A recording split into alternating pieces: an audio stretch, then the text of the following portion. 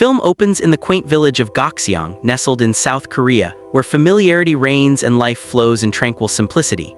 Here resides a police officer named Jong-gu, a man marked by cowardice and passivity, embodying the essence of mundane male authority in this serene mountain enclave. Yet, as dark events begin to unfold, he finds himself increasingly unsettled.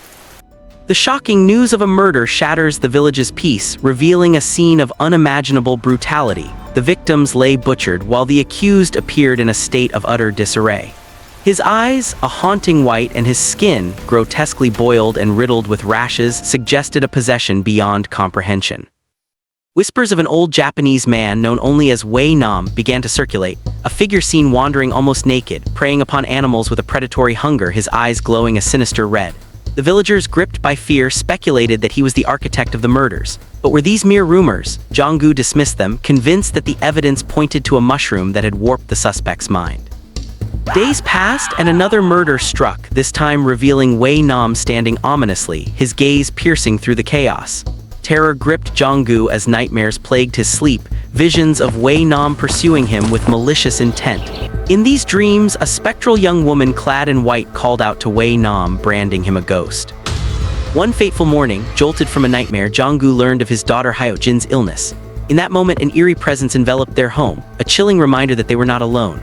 As the investigation intensified, both Jong-gu and his partner Seong-bok found their inquiries converging on a singular figure, Wei-nam. At the hospital, they bore witness to the agonizing demise of the first murder suspect, his body succumbing to a horrific internal collapse.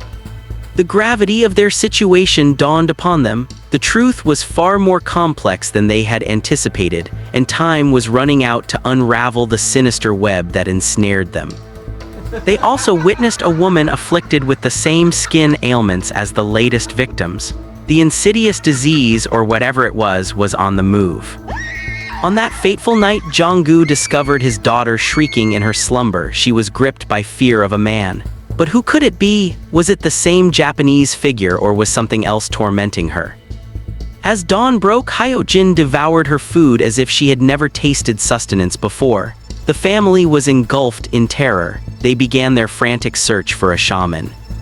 Seong-bok brought along his nephew, a pastor's assistant, and together the three of them embarked on a quest to locate the elusive Wei-nam's dwelling. Upon arrival, they found the house desolate. Inside, they stumbled upon a satanic temple. Seong-bok's eyes widened as he discovered a chamber filled with photographs, but these were no ordinary images. They depicted all those who had either perished or been afflicted by the disease. The most horrifying revelation was that among them was Hyo-jin's picture. A chill ran down Seong-bok's spine. He began to grasp the sinister reality unfolding before him.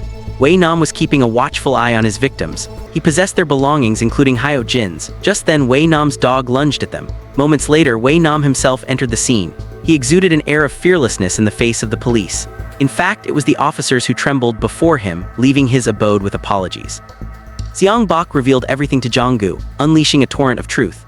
In a moment of desperation, Jong-gu confronted Hyo-jin, who reluctantly confessed to knowing the Japanese man. Yet as if possessed, her demeanor shifted dramatically. She began to lash out at her father, her voice rising in fury as she threatened his very life. The chaos spiraled and they struggled to rein in her wild behavior. Jong-gu, fully aware of the sinister forces at play, felt a chilling fear grip him. His own daughter was poised to become the next victim in this dark saga.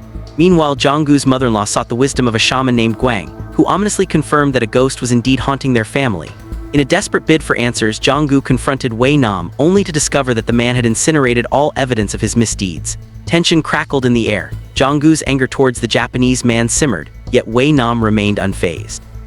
In a fit of rage, Jong-gu began to dismantle the satanic temple within his home, but was met with fierce resistance from a dog that attacked him. No longer the coward he once was, Jong-gu retaliated, killing the dog in cold blood. He issued a chilling ultimatum to the Japanese man: leave town within 3 days or face a fate as grim as that of the slain dog. But this was merely the harbinger of a far greater horror. Wei-nam unleashed a curse upon Jong-gu's family, and the very next morning Jong-gu's wife stumbled upon a grotesque sight, a dead goat hanging ominously from their gate. In that moment, Jong-gu was struck down, paralyzed by the weight of despair. Hyo-jin, in a fit of rage, turned on the neighbor, wielding a pair of scissors with deadly intent, nearly ending her life. Both Jong-gu and Seong-bok understood the grim reality. A war had begun, and they were destined to share the same tragic fate. In their darkest hour, Gwang was summoned, and he commenced the ritual, hopping to stave off the encroaching darkness. On that fateful day, more lifeless forms were unearthed in the village. The relentless killing spree raged on. Guang warned Jong-gu that the Wei Nam is a feral specter, intent on claiming the entire town to prolong his existence, with Hyo-jin merely being one of his many victims. Both Guang and the ghost inhabiting the body of a Japanese man commenced their fierce rituals aimed at obliterating one another. The struggle was brutal, and Hyo-jin was caught in the throes of agony. As the ghost began to fade, the shaman appeared to gain the upper hand, yet Jong-gu could no longer endure the torment inflicted upon his daughter. In a moment of desperation, he halted the ritual, allowing the ghost to narrowly escape death. Jong-gu rushed his daughter to the hospital. Meanwhile, at the Wei Nam's abode, a woman clad in white emerged, the very same figure Jong-gu had glimpsed in his dreams. With the church turning a blind eye to their plight, Jong-gu resolved to eliminate the Wei Nam. Aware of this, the Wei Nam fled his dwelling. Jong-gu and his companions arrived at the house, only to confront a zombie resurrected by the Japanese man's dark incantations. The creature launched a vicious attack, inflicting severe injuries upon them, and they found themselves unable to vanquish it. All the while, the Wei Nam observed from the shadows until the zombie finally succumbed. Granting them a moment of reprieve, one of the group caught sight of the Wei Nam and they pursued him, but he vanished at the mountain's edge, eluding their grasp. Yet another pair of eyes was upon him, the same young woman in the flowing white dress. The Wei Nam, noticing her, began his relentless chase. As Jong-gu returned, defeated in his search for the Wei Nam, fate dealt a cruel hand. He was involved in an accident, and when they discovered what lay beneath their vehicle, shock washed over them. It was none other than the Wei Nam himself. They cast him down the hill. Upon reaching the hospital, Jong-gu found Hyo-jin in a state of recovery. A sense of tranquility enveloped him. His daughter was on the mend. Meanwhile, Seong-bak's nephew, an assistant to a pastor and a victim of the zombie onslaught, experienced haunting visions of the Wei Nam. Even after the demise of the Wei Nam, the bloodshed persisted. The next perpetrator was none other than Seong-bak himself. The nightmare was far from over. That fateful night, the Guang arrived at Jong-gu's doorstep. There, he was engulfed in a torrent of blood and bile, and then, amidst the chaos, he beheld her. She commanded him to flee, and in a panic, he dashed away, gripped by terror. Who was this enigmatic young lady? Was she truly the demon incarnate? What dark influence did she wield over Guang? Upon returning home, Guang desperately sought to shield himself from the malevolence, yet soon he grasped the chilling truth. The evil was far beyond his control. He attempted to escape the town, but the darkness would not release its grip on him.